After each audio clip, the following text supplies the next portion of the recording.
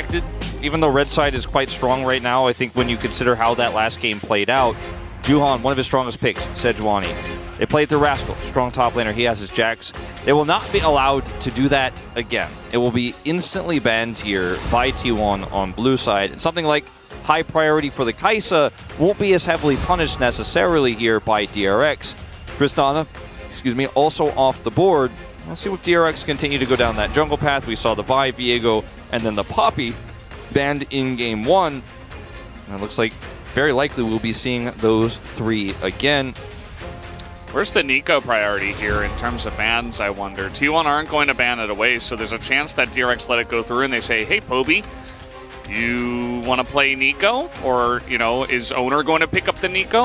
Or do they respect it and try to take it away here as the final ban? I would love to see them leave it up and then let Fate play Jason to it. You know, it's one of his best picks. He seems very comfortable in the matchup. And just ban away the Poppy again. You can have Nico, I'll play Jace, and this puts T1 in an awkward position because they definitely didn't prepare for Nico being available. And we'll see if Poby ends up wanting to pick that one right now, and they want to draft around him because it gets very dicey here. You could just go Kai'Sa and play a little bit more reactionary, but then you've got to deal with Fate's Nico. So it's a bit of a tricky situation here now for T1. One I don't think they expected to have on blue side. The clock's running out. It'll be a first pick. Rel. And this is going to leave open the Nico. This is going to leave open, I mean, any Alistar lane they want. Another way to draft reactively. They say, let's take a, yes, it's a very aggressive one, and generally try to build around the Rel and try to get aggressive around it, but it also leaves the door open for DRX to basically take whatever they want. Yeah, it could play LeBlanc, Kai'Sa here, and say, now what are you going to play in the bottom lane? You know, and like, LeBlanc has been so successful into Nico here in the LCK because if you spot Nico trying to set up for a Pop Blossom flank, LeBlanc just kills her in the 1v1 or forces her to ult, even worse, you know, and then probably kills her afterwards. And so it's a very strong matchup, and they're saying, we have a strong power pick with Shiv. We're also going to deny the strength of Nico here for Poby, and a matchup where LeBlanc can really shine against this rookie. So as a result, Nico's going to go completely through the draft here. I think this is the right call from T1. Set up Tibber Rel engages instead. Play something that's simpler, as the Jax will still be picked up here for Rascal Blind in this case. And we'll see if T1 want to answer with a Gragas pick. Yeah, could be an answer. I mean, Zeus definitely has a nice Gragas. Could also pick up the Gnar again if that's the route he wants to go for. I think Annie's great. It's simple. It's very binary. It's straightforward. You press your Tibbers. He's played it twice. Trades. Yeah, he's played it twice this season too, like you're saying. And I mean, you take trades in the lane, you can force picks, and you want to play that Draven setup where you have a lot of power in lane, you've got a lot of burst damage. It is blind, of course, but you can protect it with some bans here in the second phase. So you already have your bot lane on lock. You know this is going to be a pick-based composition here for T1, trying to force early cash-ins, for example. Even the Renekton works well with this draft here for T1 if it's left available, if they want to just index heavily into having that ability to block down single targets and get those cash-ins and have a tempo lead. For DRX here, you have a strong win condition in sides as, okay. Nocturne time. Nocturne time. It's been hovered a bunch. And, I mean, we know what it can do. You turn off the lights. It can be good in that way against some setups and engage, but also its ability to hit level 6 and gank some lanes that have priority and gank assist is going to be very nice. Also, Rel doesn't peel very well for Draven, so you can, if you can blow Guma up and you lose your life for it, doesn't matter. You stop those cash-ins and job's done, you know, mission accomplished. It also empowers the Jax in the side lane, because if you want to chase down that Jax, you're going to have to deal with Nocturne because he will always be there, no matter what, with his paranoia. You can't actually gang up on Jax 2v1, he'll just turn into a 2v2 instantly. Now they can protect the Rel with the Alistar ban. See these single target blow up champions in the Kha'Zix and Lee Sin denied from Oner. He's arguably the best Lee Sin player in the LCK. 2 picks that empower those cash-ins now off the board. We'll see what else they want to ban away here from DRX. Could just go for an 80 carry ban. The Kai'Sa is still available, even though it doesn't necessarily work with this comp super well. It is just so strong right now with the poke that it offers in neutral. It's funny, a lot of teams start having trouble with it, start losing, and all of a sudden everybody's like, maybe we don't want to play that. And into the Draven, it can be pretty risky, so I think that's part of the reason why they leave it up as well. Beryl might just get crushed in lane, so... He has a really strong opinion about this, a lot of conversation, and I think the Ezreal pick with how safe it is, well, it's the opposite of Varus in terms of what I was going to say. So the Ezreal pick's very safe, has an escape, very long range, can avoid these crash down engages, can avoid Annie and Challenger in a lot of ways that lower range AD carries or AD carries without any mobility can do. Varus, low mobility. Very much a pretty easy target to blow up, in fact, if T1 find him ever. So a risky choice to say the least. And Wukong, he is all in on the circles. It's a circles comp now, like completely. Yeah, lots of circles, even the blades from Draven oftentimes forming circles. It's just a Gragas angle, isn't it? Where you have every single champion here has a form of CC, albeit Draven's is not as big, but you have so many ways to kill any single target. I mean, the Braum here going to help against some of that engage, can stand in the front, but yeah, I actually much prefer something like this. To be honest, Beryl is iconic Heimerdinger back from the Damwon days. He's going to lock it in. My problem with the Braum is that while he can tank a lot of damage, he usually buys time for a re-engage, which is not necessarily what DRX comp is going to be perfect at here with this LeBlanc Varus. And if he dies, that's a cash-in every time. Whereas the Heimerdinger gives you much more strong objective setup, gives you an easier laning phase. Yeah, I mean, this is something, you know, way back before we realized it was really OP. It's like, well, we need to play some range, we need to play some lane destruction into these these melee supports that can't really trade back unless they engage, and this is a way to do it. Varus, Heimerdinger are a very strong laning duo against the Draven and the Rel even, but if they do get into the back line, it is going to be a little bit of a worry. Heimer has a little bit of peel, but if they get on top of the Varus, if they get on top of pretty much anyone, they're going to die. If he gets there first, though, and he's able to set up turrets, and he has his grenade set, and he's able to ult as they come in, he has an insane amount of ways of making you basically say, I'm going in and there is no next. I either wipe and kill the entire team and force my way through those Heimer turrets, or it's done, we lost the fight. There's no in-between here in this low-range, all-out dive composition here for T1. So while it is extremely simple and the most basic to execute composition, which I do respect considering the situation here in the mid lane, I think the complexities of DRX could outplay T1 if they play reactionary, they play safe and slow and methodical on objectives set up with those turrets. Well, let's see how this one goes. We're hopping on the rift for Game 2.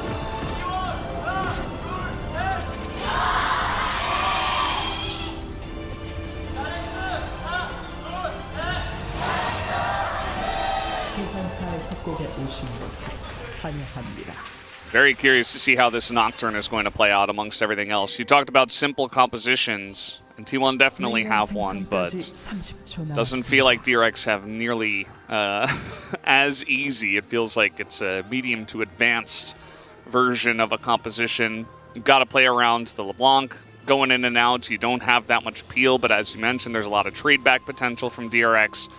And I think from ahead, it can do wonders, but if this gets behind, T1 just presses their R buttons on you and you die. Yeah. It's kind of like the Indiana Jones versus the guy with the sword situation. Like T1 is Indiana Jones right now. and DRX is like, let me see if we can actually block this bullet with a sword. But if the guy with the sword sneaks up on you and he's like really shifty and you don't see him coming, he's going to just slice you to pieces and the gun doesn't do anything. Yeah, I mean, the guy with the sword is going to mean 131. You know what I'm saying? Yeah. That's what I took from that movie as well, yeah. Let's take a look at these runes. It is going to be double Comet in the bottom lane for Poduk and Beryl, unsurprisingly, for that extra lane prio. And it may be Lethality Varus here, you know, because of this. That's the assumption, but it doesn't necessarily have to be. It could just be an AP variant with how this composition works. So a lot of agency here in terms of itemization for Poduk. And to be fair, like, also imagine that you're trying to set up this extremely easy wombo combination for T1, and then suddenly you can't see because the lights are off. And that is another aspect of this Nocturne and this composition that's so cool, is that like, you're trying to flank with the Wukong, Gragas is on an angle, Rel's like, I'm about to go in, and then you're like, what do? Can't see anything. That's another problem. And I think that and the fact that this Jax is going to be so hard to kill or ever deal with in a side because Nocturne could just come in and say, yeah, whatever party you guys brought, I'll match it, is one of the big issues that T1 can face if they don't get that early cash in and start the things off with a lead. Well, Zeus wants revenge. This is definitely a much easier situation. You know, as the space pointed out, it wasn't a perfect game, obviously, from Zeus. But this time, it's not going to be Rascal who gets all the help. It's Zeus who's got Oner up here at level 3. A quick bottom side of the map clear into straight top lane gank. Here he comes as Rascal has Counter-Strike, just going to hop away. And, well, looks like Zeus messed up his body slam. Didn't see exactly what happened there, but nothing is going to happen to the Jax. He does have the wave in a very good spot. Okay, well, now he's going to get the extended gank. Yeah, and Rascal gets baited into this one. He uses Counter-Strike early. He's just clearing up the wave as he looks to go the other way. Flash body slam comes in, as now trying to come from the top side as Rascal flashes and then dies. Yeah, I'm not sure about committing the flash on this one. I thought for a moment he just was like, I'm going to use this Counter-Strike to clear the wave because I know I'm dead, I'm at least kill all the minions. Or try to aggressively go in to deny the assist. He does neither and flashes, so we have an awkward situation for him this time around. As he thought he was safe after initially the setup there for Zeus didn't work, but is caught. Uses the Totem Ward to leap away. But not going to be able to get out this time with the body slam coming through. Here comes Juhan. He wants to double scuttle. He's got red buff. Against Oner, who is down a level and now is in a bit of a rough spot here. He's getting chunked down. He's going to have to flash a wall or just elect to die. He's going to... Oh, he flashed! He tricked him! It's just a Q, I think. He just chases after him, right? Unless Oner can get his W back up for 3-2, and maybe Oner gets away. The Q is going to hit, but Oner will survive somehow, some way. And it was a juke on the flash. I really thought you're dead. He's got red buff. You're absolutely going to die there. But he actually goes back the other way, and our observers toggled vision, so it looked like Juhan was able to see but not react, and then goes the wrong way. And that's the worst feeling ever. So flash is traded, but Oner gets away, and he is able to W, then dodges the Q. And man, that is a disastrous situation. That being said, look at the farm here for Juhan here. Yeah, he would have been so much further ahead if he also picked up 300 gold on top of all of that. Yeah. And he knows that he has red buff, and because of this extended gank from Oner, where they know his red buff is timing out, he knows he has the advantage there. And yeah, Rascal here hits level 4, flash body slam, and he's like, okay, I can get over the wall here. And unfortunately, it's not going to end up saving him. Well, here comes a gank from Juhan again, and Rascal picks up a kill, so that's a trade of kills in the top side, something we didn't see in game number 1. And a Nocturne assist pre-6. You don't see those every day. Yeah, and he's managing to farm all his camps pretty efficiently as this is happening. Juhan utilizing this Nocturne to great effect so far. Okay, so this is Oner's first-person view on the Grand Escape. Gets feared, is slowed by this, and watch his flash. Goes to the top before then flashing down, knowing that his opponent would leave the brush at that moment. Dodges the Q. Him, but I think I'm still dead. He's calling out the timing of his W. I think I can live. 야, Q 맞긴 했는데, He's so upset. Yeah. It's rough, but Juhan's still on the map. He said, like, my Q hit him, but... yeah. And Zeus here, taking that advantage with his Comet, pushing way too far up. Look at the vision control in the river. Yeah, and both flashes are down in the top lane, so you know that if Zeus is in that spot, you're going to get a good gank. So this is really nice gank timing, and Jax is very good at helping with the gank assists. And now take a look at the CS of the Nocturne. He has not died. He hasn't had to spend a ton of time trying to go for the gank. His gank took about 10 seconds, and then he immediately went to the Krugs, right? So it's extremely efficient, and that's the biggest thing, because he's about to hit level 6. Exactly. So he's going to have a huge effect on this game. Exactly. Once he hits 6, he can actually start doing things proactively instead of, you know, setting up defensive ganks. As Rascal, man, in this unfavorable matchup is just having a great time outside of losing his flash. he has turned this one around in a big way. As Zeus, had that early lead because he was trading, as Gragas does so well. He could body bounce body slam rather the... body bounce. You bounce it. You bounce that Counter-Strike away, and then... Level 6. Comet Tradus. Here's level 6, and Poby's way up in the lane. And Rascal is here too, but so is Oner, as the fear is going to come down, and he does dodge the stun with the shield, as in comes Rascal, scoops the kill, and now Oner is just left out to dry. It should be 2 over to the side of DRX, and Rascal picks up both of them. Oh man, this is a disaster for T1 in this early game. Things are not looking well. And look, you picked the favorable matchup into the Jax. Look, you got rid of the Sejuani, but you can't stop this guy from getting 3 kills in the early game, I guess. And so now, once again, Jax is a problem. Speaking of problems, looks like we might have had one here, level 6. Well, surprise, surprise, your bottom lane is winning. This is what it's designed to do, especially with all of these longswords picked up, as I would assume, again, that as you mentioned before, it should be lethality. So they're really putting on the pressure. They're not winning the lane, but they are able to push them out for now as, like I said, efficient. Level 6. Level 6 comes through. Fate comes back in here, is able to land a chain, but it's not onto the right target, so it's really good. Counter-Strike stun was... It's perfect, basically. Chef's kiss. And yeah. Rascal comes down here, by the way, flashless, and makes this happen. And got him. And, you also have to consider that this game is done. And GG. You have to consider, too, that Zeus knows he's missing when the coordination isn't there, and Poby is just so far up the lane. Challenger syndrome. You're Annie, so you have a little bit of flexibility, but he's dropping a tempo Tibbers. And that means some of your survivability in that situation is just not going to be there. And Oner, by the way, didn't have 6 because he has had no farm this game, so he can't defensively Cyclone. Yeah. And look at the gold leads, once again, the top half of the map. And the Nocturne shield as well, it's so good into Annie too, because you just ult in onto her, and her one way to peel for herself is to stun you, obviously. It's Annie, again, very simple. But you can't do that if there's just one small shield. Spell shield is problematic. Yeah, so John's just in there, and Poby's like, oh crap, I can't do anything. And he tries to incinerate stun at the end, but he catches the tail end of the spell shield, and then he just dies. So even though there was some damage done, I feel like Oner had a little bit of a sunk cost fallacy situation where he's like, well, I gotta get the straight kill onto Juhan at least, but then Juhan gets away, and it's a double kill. And like Rascal said, the game might be over. It's still very early to call it, as a nice cask here in the top side, but Rascal just walks it off. It is early to call, but I respect the confidence in Rascal doing so at this point in time, considering the lead he had in Game 1 has now been repeated. Almost about exactly the same, as he had Sunder at like 11. This time he has it at 10, I believe. He's waiting for the last few pieces of gold for that to come through.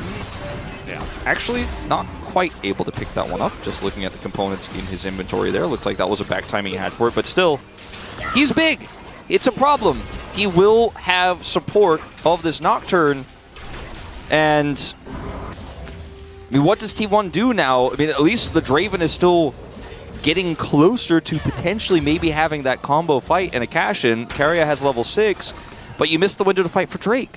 Yeah. You missed the opportunity to fight for Herald. You got the Herald, but you didn't get the team fight, so you didn't get the early cash-in. And DRX are not going to offer you an opportunity for a combo. They're going to oppressively take this vision away, and then your chances of getting that cash-in get more and more limited, while also having to consider that, like, this Nocturne threat, he could just ult the Draven and take that down to 0, and it's very problematic. I mean, the game is not over, but it is certainly on its way to being if something doesn't change. Yeah, and, I was kind of surprised that it took us so long to see more Nocturne, because I remember the old days of seeing Olaf, like, all the time, and people would pick him literally just because he farms like a machine. Obviously, he has some pressure if you get ahead. It's very good in ahead situations, but Nocturne is like the same, right? And he builds the same item of Stride Breaker that he used to in the past, and you can see what he's able to do. He can keep up with mid laners with Shiv, and he can do this. His ganks are insane, as we have Zeus, who is setting it up very nicely. It's going to force the flash. Here comes Oner, as the caster curse immediately strikes onto Juhan, who will eventually die. There he goes. Oner just going to cue that down. And yeah, the Nocturne farming, but he does die. Yeah, he does end up dying here. Fortunately for Rascal, the setup was optimistic because Zeus had Flash, and you know a lot of the, as you pointed out earlier, he's Gragas, but like a lot of these Nocturne ganks are somewhat premeditated by the lack of Flash, as he will just Everfrost body boot. Just going in, and aggressive trades is Rascal. But the Flash was good. The Cask also allows Oner to come over there now that he finally has his ultimate to come and actually make an impact. As we talked about, Nocturne's kind of useless pre-6. The same, of course, is mostly true of Wukong, and how he actually got to make an impact here and stave that pressure on the top lane, because there's still a 20 CS lead here for Zeus as well, because Rascal spent a lot of time out of lane. It's also somewhat unfavorable matchup. It's not all over just yet, as that Divine Sunder is still not here. Nice LeBlanc doesn't care. No. She has shift. She's getting in there, and she will get that auto Q off. Here's Poby looking for an angle onto Fate. Lands a stun. Juhan is back. Doesn't have his ult back up yet, but this Rift Herald is going to be dropped down. Trying to give some plates over. Got a big rotation on in. 3 from both teams. Trying to hang around the mid lane. Guma is not here, so I don't think you're going to be able to make an aggressive play to get a cash in or look for a pick here, unfortunately. And it's read well by Podak, who has his Ghost Blade. It's a, you know, less common mythic these days to pick up because of the nerfs, but still makes sense here. Close. That was very close with the Everfrost. If that hits, Rascal's probably dead.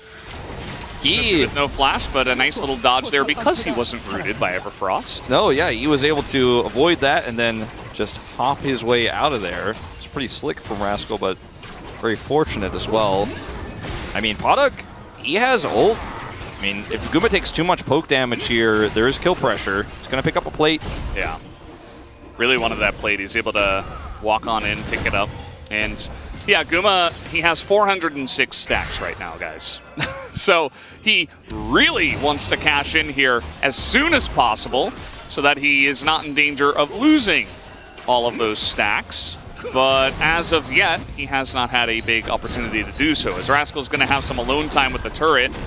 Yeah, it has Sunderer now. And we'll take about 70% of the health away of the turret. And over here, you know, you have a little bit of a group up for T1. Drake spawns in 15 seconds, but they're not confident enough because Nocturne can arrive at a moment's notice that they can actually start this necessarily. They're going to back away. Rascal remembers from earlier, he's like, maybe I should just gank the mid lane more. But no, he's just walking down. They want to get this Drake. He doesn't have Flash, and he wants to make sure they can win this fight on even terms so that Draven doesn't get a cash in. Yeah. Let's see if that actually happens, because T1 also in a decent spot here. They have a couple flashes. They have the Gragas joining up. It is going to be a straight-up 5v5 as Poby and Oner on the left, Keria and Zeus on the right. As waiting for that engage, the Magnus Storm only hits the Nocturne, but they burst him 100-0. Down he goes. As now to that backline, we do have Poby extremely low, so is Keria, and the poking is coming out. DRX are playing this so well with the spacing. They take down 2 members, and they will win this fight as another hit is going to come in from Podak. This guy is a sniper. Why is this the first time he played the lethality virus? Nice body boop comes out, but Rascal is looking for more as the pokes are coming in at Guma. He wants to take those. Oh man, he goes down and he loses all of his stacks. All of the stacks. He took them. Fate, that's 100% a clutch flash play because you know the value of getting that kill is more than the 300 gold you're going to pick up. And the engage here, it's Rel in a choke point, right? But he only really hits Nocturne here. Barrel offers a ton of poke back. His poke is connecting with Podak's here. Keria is dead, and the Cyclone follow-up hits none of the proper carries here. It's just an easy follow-up here. If your Wombo doesn't actually get the proper targets, and you kill a Nocturne who isn't going to offer anything out of initiating or getting onto that backline at the beginning of a fight, you've killed the wrong target, unfortunately, but it was the only one they could get. And there's grasping at straws. The shutdown here of the stacks comes through from Fate's Flash. And Guma, he knows it's over. Well, I didn't want to see this this angle, but the drama continues as Guma will go down with all of his stacks. Now he's at 123 compared to what he had before. So about Draven, a fourth. Yeah, the Draven that you wanted to, you know, get a kill for early, that you wanted to play around, you wanted to have all this easy engage to set him up for, now is not as much of a factor. It's Chemtech Soul, so yeah, you know, on one hand, you're like, oh, T1 are behind. Maybe Critical Soul could help them. But I think it's pretty good for them, considering they don't have to opt into these fights necessarily right now. But the issue is that you need those cash-ins. You don't have any stacks anymore. There's just not a whole lot of good news. You would love to have... If it's Chemtech Soul, you feel really bad before because you're like, well, maybe we need to fight them. Maybe Guma gets a cash-in. Now that those stacks are lower, you're like, oh, I don't want to fight. We're behind, but we still need to get some sort of cash-in. How does this comp work if we just end up losing control of the map? Which, by the way, with this Rift Herald crashing through and destroying the mid-turret and the deep vision they have all through the top half of the jungle, it's just really... It's not coming up in a positive light here, the situation for T1. It's really hard to put a good story forward about like what could happen. I mean, Rascal said the game was over a long time ago. Feels like it's really over now. Yeah, no, and credit to DRX. I think they played that fight excellently, right? Like, it's as simple as T1's comp is, it's also very obvious what they're trying to do. So, you know, Juhan's in the front. He's like, okay, I'm trying to set up for a play of my own. Maybe I can just spell shield the engage. And credit to them that he's the only one that gets caught. After that, a lot of the power of that initial engage is gone, and this is the slippery composition of DRX. This is exactly how you have to play it. You have to be dodging everything rather than tanking stuff up in a typical front-to-back composition. So, and that's exactly where Rel wants to really be, good. Is fighting in that choke point around Dragon, where the turret setup isn't great for Barrel, but they just react so quickly, and everyone's concaved on the other side. Yeah. And Positioning DRX is so important for playing against this. I mean, every team knows how to play against Rel because she was very popular back in 2021. Barrel was one of the best Rel players, in fact. Barrel. Yeah, he's played. We make this joke every time, but yeah, he's played and it. I will. It's okay. Yeah, you can. But like, he's played it so many times. He knows how to play against it. This comp is so meta right now, and DRX, I mean, they are just not dropping the ball. Trying to set up against Rascal. He does have Counter-Strike, but there's a lot of magic that's being thrown at him as the lights are turned off, and they come to save Rascal from the jungle, as Oner goes very deep for that one, and he will be punished, as Rascal will be saved. Meanwhile, we got Barrel versus Gumayusi. He's got an ult and a bunch of turrets and vision control. Yeah, just Heimer things. And Next you know time, what? He's pushing him out away from the fight and from helping the team. Next time somebody tells you, don't buy control wards, watch this one. High value on that 75 gold. Zeus, he should be able to get out. He has flash. Yeah. And he might have to use it for the fear. No. So Juhan's just pushing him out of lane, and that allows Fate to just freely pick this up so that Gragas can't control the wave and clear it very easily as he normally does. And we talked about it so much, and I felt like I was starting to sound like a broken record on it, but the Keria is on the wrong side of this Baron pit. He's got a Mega Cone, thankfully. No mistakes will be... punished? Yeah, he's No right. mistakes will be punished thanks to these lovely plants we have on the Rift. Definitely a big fan over here, haha. Yeah, so Keria just moves in, clears vision, he gets out. We talked about it to death, about how Jax is impossible to kill with Nocturne.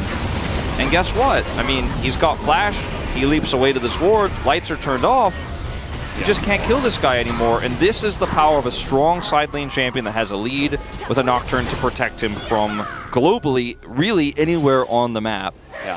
I think a lot of teams are going to see the success of Nocturne in this game and be like, maybe we should play that. I mean, it feels like the ultimate Cuz champion with how Keen and KT play, so I expect KT Rolster to play it this week. Yeah, we talked about all the strengths, you know, like fast farming, extremely strong level 6 gank, but League is a hectic game. If you ever listen to comms of anyone who's scrimming or anything like that, it's so difficult to get everything in the right order. That's why it's so impressive when teams are able to do it so freeless, like so easily, essentially. Yeah. So when the lights are turned off, it's so much more difficult to understand what's going on, the angles you have to take. As Rascal, speaking of angles, he is so tanky, he doesn't care. He's just running at them, and he might get punished for it. Yes, he will. That's a cash-in for Guma with the Whirling Death. There's some hope. Going to pick up that kill. A little bit of hope. The poke is coming through from Fate, though, with that Shiv damage. They have the choke point controlled, and yeah, you killed the Jax here, but will we be able to see a Rel engage without ults anymore? I don't think so. And I think that, once again, numbers advantage doesn't matter unless you've killed the 80 carry, mostly, or the LeBlanc, right? If you kill the Jax, you're like, all right, but how many ults are left here? Cyclone, Cask, Draven ult. Magnet Storm, they're all gone, so you can't fight anymore. So congratulations, you picked up the kill on the Jax, but you now no longer can contest Baron. And FaZe LeBlanc has just been quietly so impressive. Like, so much stuff is happening in this game, yet he's just quietly so far ahead. I mean, Rascal probably didn't have to do this, but as you mentioned, if he doesn't die, DRX can do Baron easily. Yeah. And you know they are still going to be able to come down here and take this Chemtech Drake, which nobody really cares about. But I mean, plus 25 gold, I guess. There you go, Juan. There was that one guy on Twitter. I mean, it's not that nobody cares about it. I mean, some people care, but yeah. I mean, it offers 6% tenacity and heal and shield power. I mean, tenacity is good. It is. It's great in the T1's comp. I mean, look, if anyone's wearing Merc treads, 2 players, they know a little bit about that. Fate. He's just gonna blast cone his way to safety. Keria, this is like where he wants to be in this game to set up for flanks, but if he gets caught, he's gonna be in trouble. His Magnet Storm is just now coming back up. He has flash, so he's got a long engage range. But who's he gonna engage on here? Not the level 13 Nocturne. Not Barrel either, and he's just gonna crash down over the wall. Okay, good idea there, but just not a whole lot of opportunity. Yeah, DRX. You know, Keria did find the one hole in their vision, but they've got like a couple of wards over there now, maybe expecting something from that. Setting up some aggressive positioning on that Baron could be nice, but the thing about, again, we talked about difficulty of composition. DRX, they're not necessarily going to set up and just like sit on the Baron and front to back with their Scion tanking it up, right? They have to kind of play the slippery 1-3-1 style, so... And again, they don't have like a traditional AD carry either. They have this lethality Varus, so their Baron damage not even as strong. They do have the Jax, of course, but we've seen stronger Baron killing composition. So it's going to be interesting to see how they navigate this kind of mid to late game scenario with this composition, and if they can do it successfully. Yeah.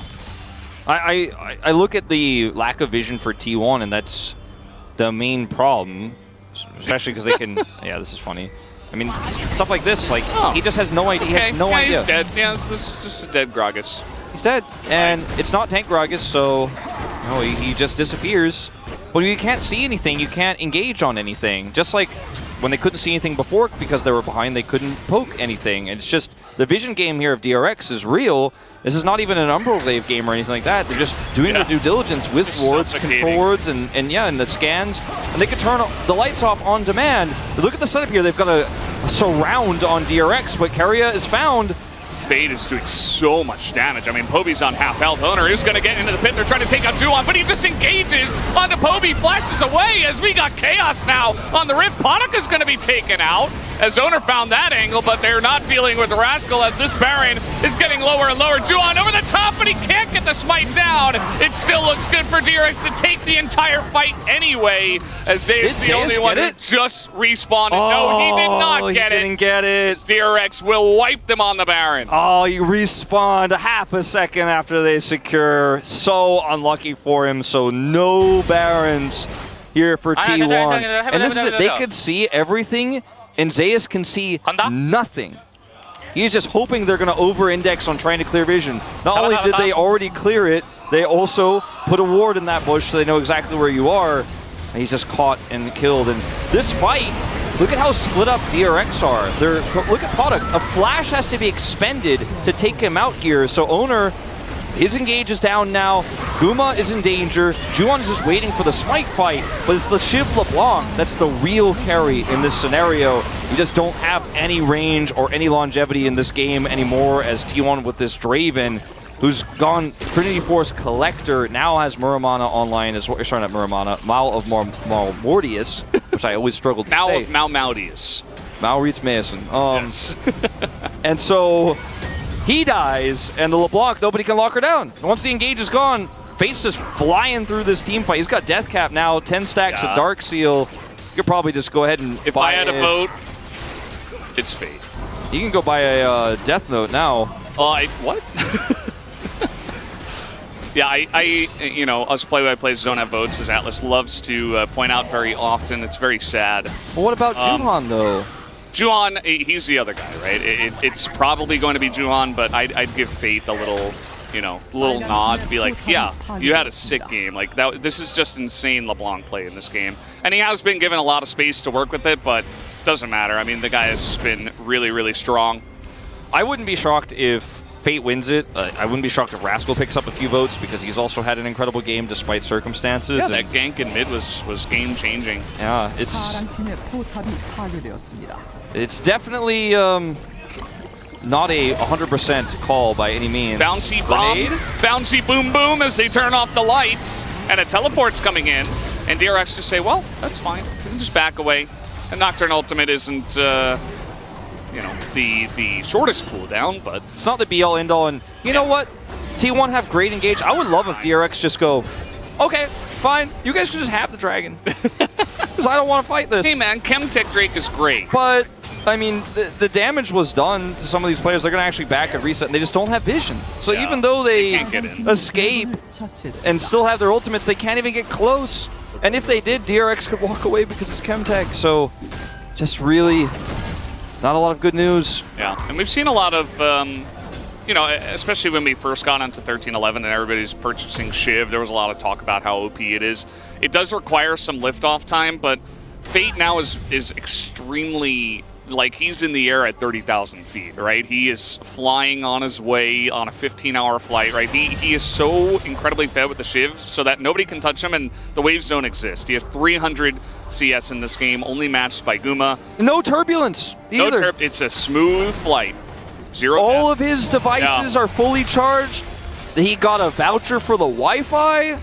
He got upgraded to first class? Yeah.